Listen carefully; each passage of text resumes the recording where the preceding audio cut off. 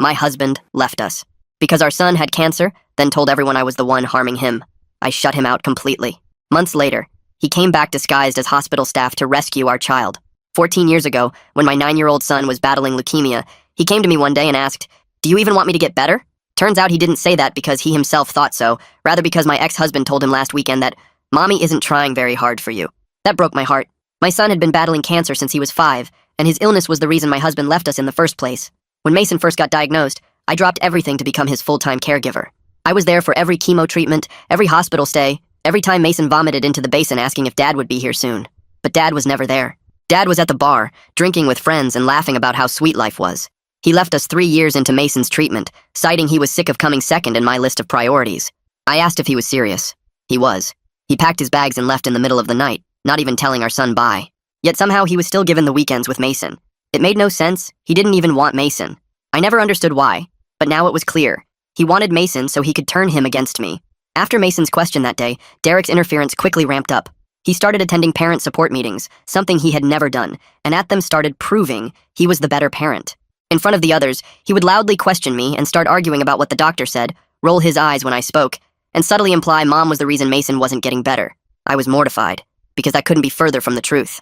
In reality, every time Mason came home after spending weekends with my ex, he was quieter, more withdrawn. He stopped eating much and started dreading going to the hospital. Then, after a particularly bad weekend, Mason came home pale, shaky, and running a fever. He curled up on the couch, barely moving. Derek said it was just a little cold and I shouldn't overreact again, but my instincts knew better. I rushed him to the ER. The doctors told me Mason had missed his critical treatment 2 days earlier.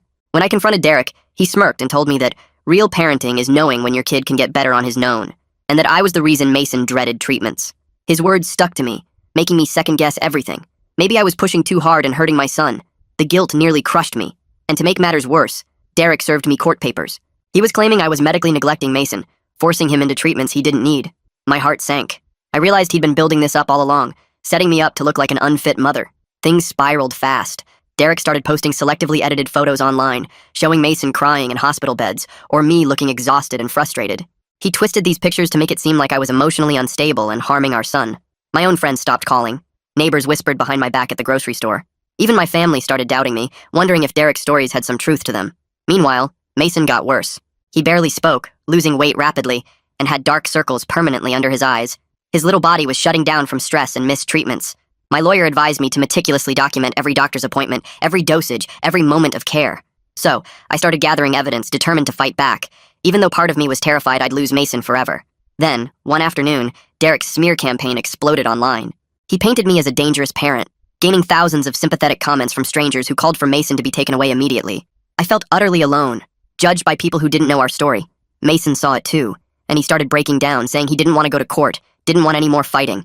He looked broken, and I felt responsible. The day we walked into the courtroom, I was terrified. Derek sat confidently across from us, already smiling like he'd won.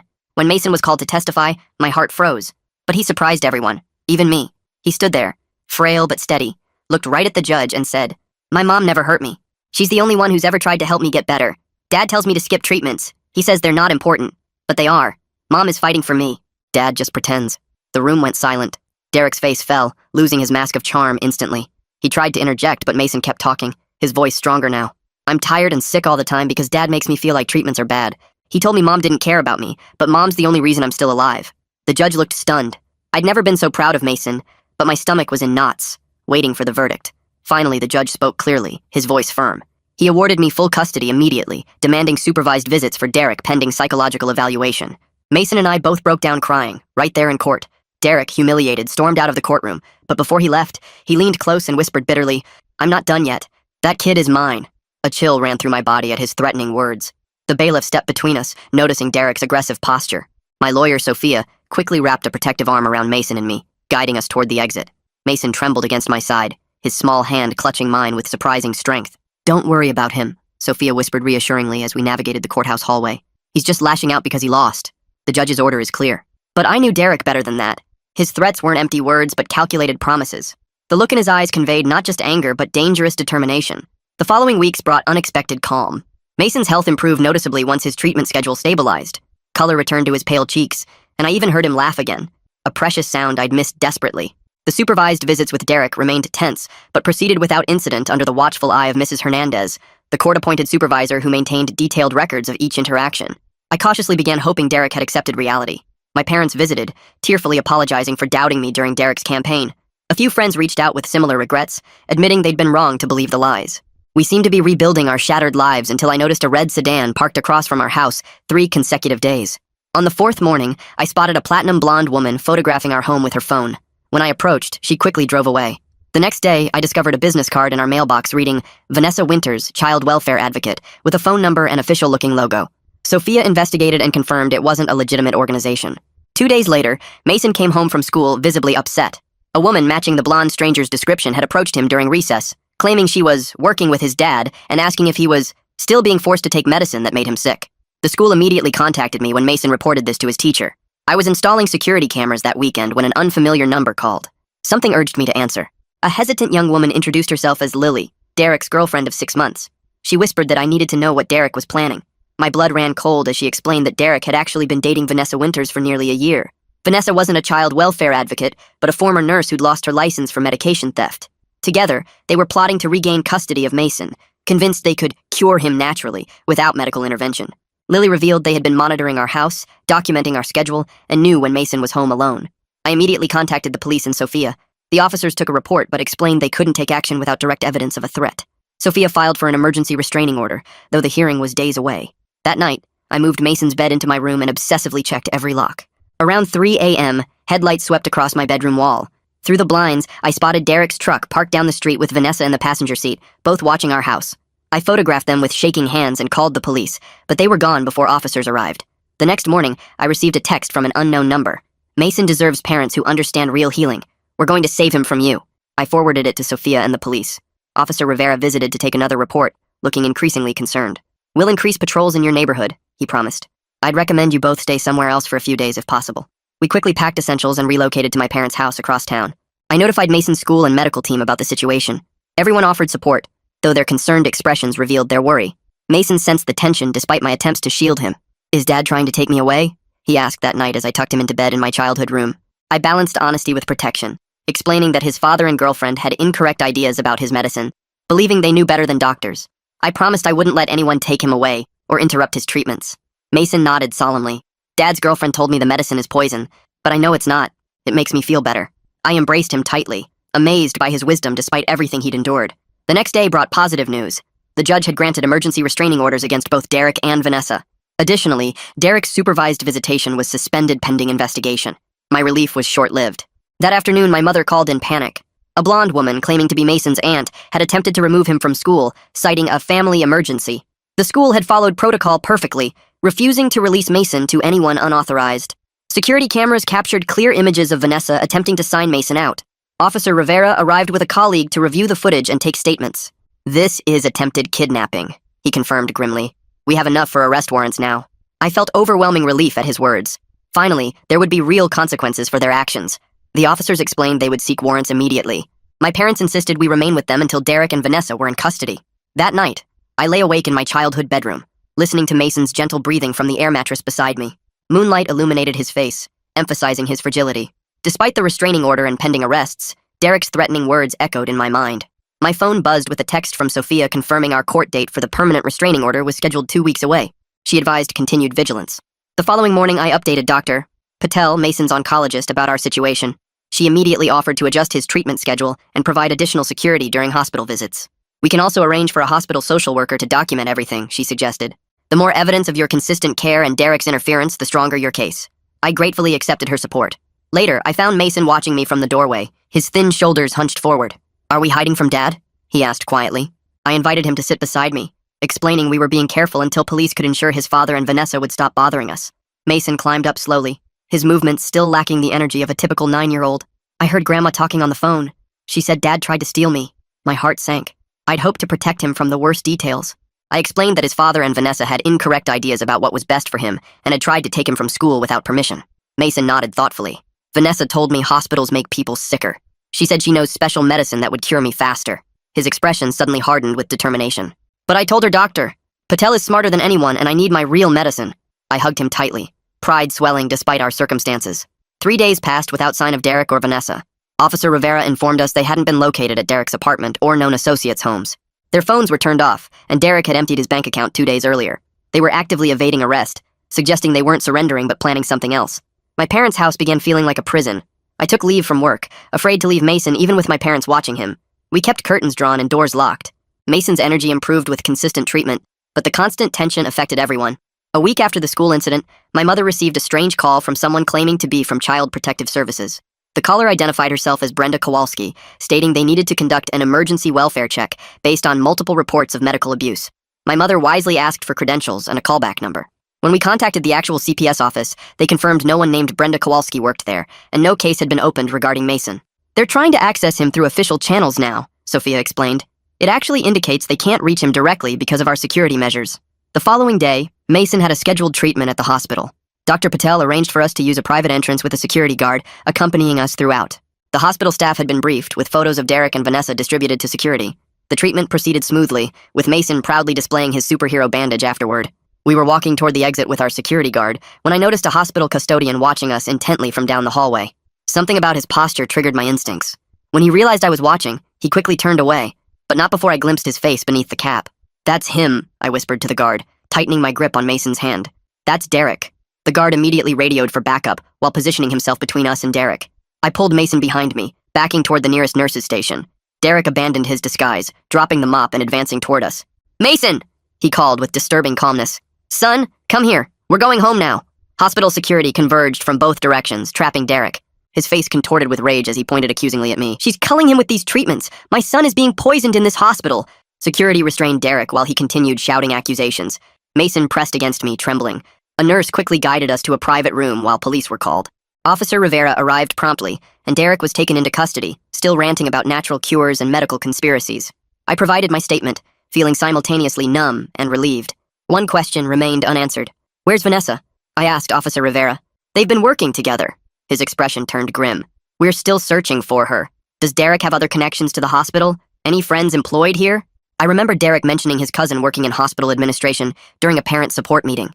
Officer Rivera immediately contacted someone to check employee records. We returned home with police escort. Mason fell asleep during the drive, emotionally exhausted. My father was waiting anxiously when we arrived. "There was a woman here," he reported immediately. "Blonde, claiming to be from Mason's school. Said she needed to update his medical records." My blood chilled at his words. "What happened?" "I didn't open the door.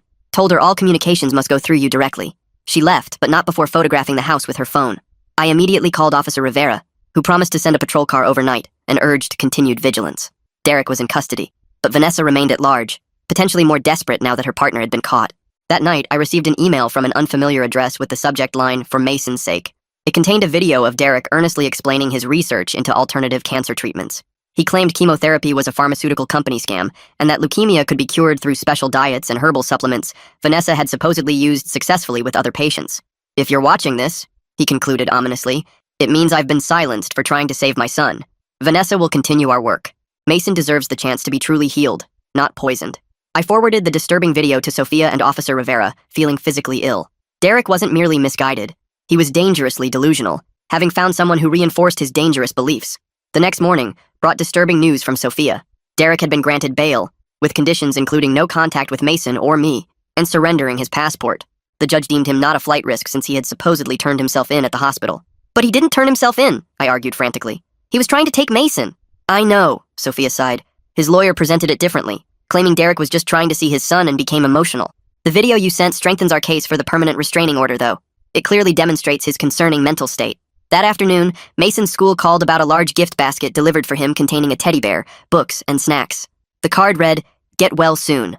Natural healing is coming. Love, V." The principal wisely withheld it from Mason and contacted police. Officer Rivera confirmed the basket contained several unmarked bottles of supplements hidden among legitimate items. They were being tested to determine their contents. This incident prompted Sophia to suggest temporarily relocating to a different city until legal proceedings concluded. "Derek and Vanessa know all your routines here. A change of location might provide better safety." I initially resisted, concerned about disrupting Mason's treatment schedule and schooling. However, after the gift basket incident, I recognized staying posed greater risks. Dr. Patel helped arrange Mason's care transfer to a respected oncologist 3 hours away. My company approved remote work arrangements. Within a week, we were settling into a small apartment under a different name through a victim protection program Sophia had recommended. Our new location brought mixed feelings of relief and isolation. Nobody knew our history here. Mason began treatment with Dr. Lawson, who was kind but unfamiliar with his case nuances. I remained hypervigilant, constantly checking locks and scanning for threats. 2 weeks later, Officer Rivera called with welcome news. "We've arrested Vanessa Winters," he announced triumphantly. "She was caught breaking into your parents' house, apparently searching for information on your whereabouts." Both Derek and Vanessa now faced serious charges: attempted kidnapping, stalking, harassment, and in Vanessa's case, practicing medicine without a license. The district attorney was building a compelling case against them. My relief proved premature. The very next day, I received a Facebook friend request from Tara Jenkins, a new profile with only one blurry selfie of an unrecognizable dark-haired woman. Something prompted me to check her friend list before declining. Among her few connections was a page titled Derek's Truth Journey that I'd never seen before. I reported both the friend request and the page to Facebook and Officer Rivera.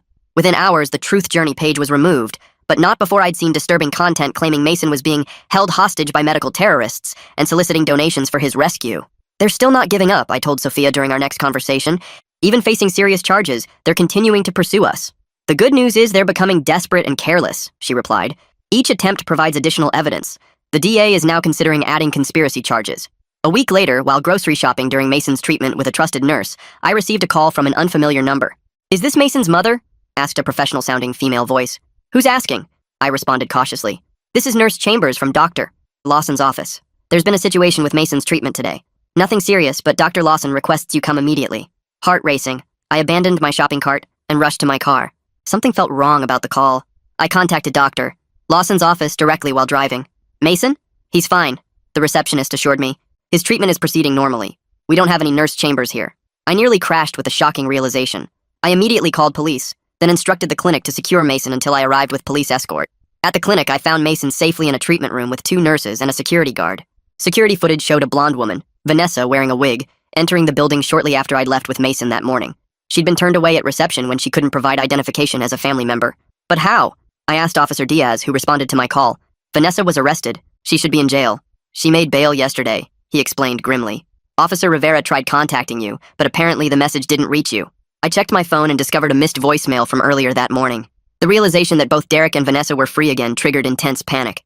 Our protection program, relocation, and precautions suddenly seemed woefully inadequate. That night, after triple-checking locks and barricading the apartment door with a chair, I watched Mason sleep peacefully, unaware how close he'd come to being taken.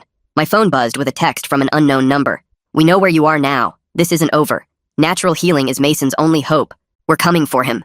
I forwarded the message to Officer Diaz and Sophia, taking screenshots as evidence. My hands trembled as I placed the phone down and pulled Mason closer. His small body radiated warmth, his breathing steady despite the chaos surrounding him. I wouldn't let them win. I couldn't. The next morning, I arranged for a security guard to be present during all Mason's remaining treatments. Sophia contacted local police, who increased patrols around our apartment complex. We were essentially living in a fortress, yet even that provided insufficient security. 3 days passed without incident. I began hoping the threatening text was merely final intimidation before Derek and Vanessa's upcoming court dates. Mason's energy improved with each treatment, and he even asked to visit the small playground visible from our apartment window. I regretfully declined, suggesting a blanket fort instead. We spent the afternoon constructing an elaborate living room fortress complete with flashlights and snacks. Mason's laughter filled our apartment, a precious sound I'd missed during our darkest moments. For a few hours, we pretended everything was normal. A sharp knock at 2:17 a.m. jolted me awake. Heart pounding, I crept to the door and peered through the peephole to find Officer Diaz standing in the hallway with a grim expression. I quickly unlocked the door, keeping the chain engaged. "We've arrested Derek and Vanessa," he announced without preamble. "They were found parked 2 blocks from here with disguises, fake IDs, and detailed plans to abduct Mason during tomorrow's clinic appointment." My knees nearly buckled with relief. "How did you find them?" "Anonymous tip," he explained. "Someone overheard a couple at a diner discussing plans to rescue a sick child from medical kidnappers. The caller thought it sounded suspicious and reported it. I later learned the tipster was a waitress named Amber, whose nephew had leukemia. She recognized the dangerous rhetoric from anti-medical treatment groups online and trusted her instincts. This time, both Derek and Vanessa were denied bail. The evidence was overwhelming. Not just their presence near our location, but detailed notes about Mason's treatment schedule, clinic floor plans, and sedatives they planned to administer. The district attorney added attempted kidnapping and conspiracy charges to their growing list of offenses. For the first time in weeks, I slept through the night. The preliminary hearing was scheduled for the following month, with Sophia assuring me Mason wouldn't need to testify this time. The evidence spoke for itself. The prosecutor, a no-nonsense woman named Janet Reeves, expressed confidence in their airtight case. 2 weeks later, we received news that Derek had agreed to plead guilty to reduce charges for a shorter sentence. The agreement included a permanent restraining order, mandatory psychiatric treatment, and surrendering all parental rights to Mason. Vanessa, facing additional charges for practicing medicine without a license, was proceeding to a separate trial. An immense weight lifted from my shoulders. Mason and I could finally return home. Our homecoming was quieter than our departure. My parents had maintained our house beautifully, even planting fresh flowers in the garden. Mason's school welcomed him with handmade cards from classmates. Dr. Patel embraced us both during our first appointment back, her eyes shining with relief as she reviewed Mason's improved test results. "The consistent treatment is paying off," she confirmed happily. Gradually, our lives rebuilt. Neighbors who once whispered now arrived with casseroles and offers of assistance. My sister Jennifer, who had wavered during Derek's campaign, became our most frequent visitor, often bringing her children to play with Mason when his energy permitted. 6 months after Derek's sentencing, I discovered a letter from his prison among our mail. My instinct was to destroy it unopened, but I instead asked Sophia to review it first, ensuring it didn't violate the restraining order. "It's a formal relinquishment of parental rights," she confirmed. "He's waiving all future custody or visitation claims, even after release. There's also a personal note you can choose to read or not." I waited until Mason was asleep, before reading Derek's personal message. His handwriting appeared neater than I remembered. I was wrong. "The prison psychiatrist has helped me understand that I was using Mason to hurt you, not help him. I'm sorry. He deserves better than what I tried to do. Please tell him someday that I'm sorry, when he's old enough to understand." I folded the letter into a box in my closet. Perhaps someday Mason would want to read it. That would be his choice when older. 1 year after Derek's arrest, Mason completed his final treatment. Doctors would continue monitoring him closely, but his prognosis was excellent. We celebrated with a small backyard gathering. Mason, now 10, had regained weight and energy, running with his cousins like any ordinary child. My mother pulled me aside during the celebration, her eyes misty. "You did it," she whispered, squeezing my hand. "You saved him. Twice." I watched Mason laughing as he played tag, his movements strong and confident. The dark circles beneath his eyes had vanished, replaced by childhood's healthy glow. He caught me watching and waved, his smile brighter than I'd seen in years. That night, while tucking him into bed, Mason asked an unexpected question. "Mom, are you still scared?" I considered my answer carefully. "Sometimes," I admitted, "but not like before. Now I'm just regular mom scared, like when you climb too high in a tree." He nodded thoughtfully. "I'm not scared anymore," he declared with childlike certainty. "We won." I kissed his forehead, my heart overflowing. Yes, we did. Later, rocking gently on the porch swing under starlight, I reflected on our journey. The fear hadn't completely disappeared. I still double-checked locks nightly and startled at unexpected knocks. But it no longer controlled us. We had reclaimed our lives from Derek's manipulation. Mason's oncologist had recently mentioned his 5-year survival odds now exceeded 90%. 5 years seemed simultaneously eternal and fleeting. I contemplated the ordinary moments awaiting us. School projects, birthday celebrations, teenage disagreements, college applications. Normal life challenges that once seemed impossibly distant. The porch light cast a warm glow across our yard as I continued rocking. For the first time in years, I wasn't scanning for threats in the shadows. Instead, I simply enjoyed the evening's tranquility, making plans for tomorrow, next week, next year. We were going to be okay.